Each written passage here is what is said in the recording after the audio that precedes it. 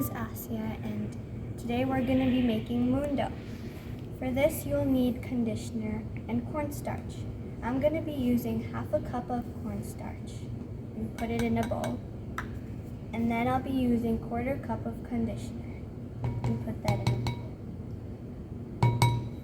Then we're going to mix everything together.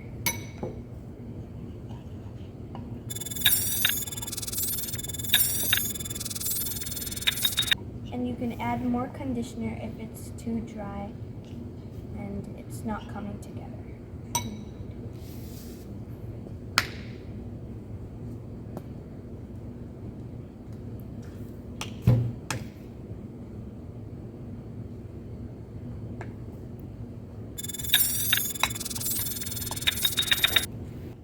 When it starts coming together and when it's less sticky, you can hold it in your hand and start playing with it.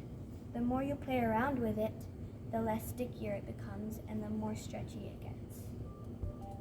Have fun making your moon dough.